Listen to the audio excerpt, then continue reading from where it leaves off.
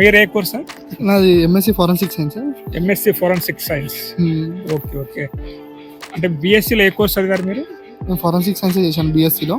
ఇప్పుడు మళ్ళీ ఇక్కడ ఫారెన్సిక్ సైన్స్ స్పెషాలిటీ చేస్తున్నాను బెల్లాస్టిక్స్లో. బెల్లాస్టిక్స్లో అంటే ఫోరెన్సిక్ సైన్స్ గురించి కొంచెం, ఎందుకంటే చాలా మంది అడుగుతున్నారు ఆల్టర్నేటివ్ గా బీటెక్ కాకుండా ఫోరెన్సిక్ సైన్స్ ఎలా ఉంటుంది సార్ అని అడుగుతా ఉంటారు అనమాట. సో నాది BTech background, so electrical engineering PhD చేశాను.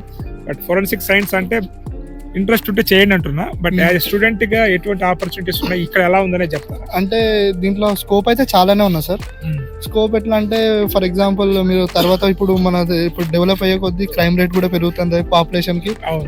ఇప్పుడు క్రైమ్ తగ్గు చేయాలంటే ఫారెన్సిక్ డిపార్ట్మెంట్ పక్కా ఉండాలి. అందుకనే ఇప్పుడు పోలీస్ స్టేషన్ లో ప్రతి దాంట్లో ఒక ఫారెన్సిక్ డిపార్ట్మెంట్ అయితే రెడీ అవుతుంది. అందుకని స్కోప్ అయితే చాలా బాగున్నది ఫ్యూచర్ లో. అందుకనే బెస్ట్ ఆల్టర్నేషన్ అంటే నేను ఫారెన్సిక్ సైన్స్ అంటే ఫ్యూచర్ లో. అంటే మీకు ఏమన్నా సాఫ్ట్వేర్ కోర్సెస్ నేర్పిస్తున్నారా? ఇప్పుడు సైబర్ క్రైమ్ దాంట్లో గురించి నేర్పిస్తున్నారు. మన డిజిటల్ అరెస్ట్ అవన్నీ దాని మీద కూడా అవగాహన నేర్పిస్తున్నారు. అట్లనే మన కల్చరల్ ప్రోగ్రామ్స్ కూడా అవుతూ ఉంటది. ఇప్పుడు ఇక్కడ మ్యూజిక్ క్లాసెస్ కూడా అవుతూ ఉంటది.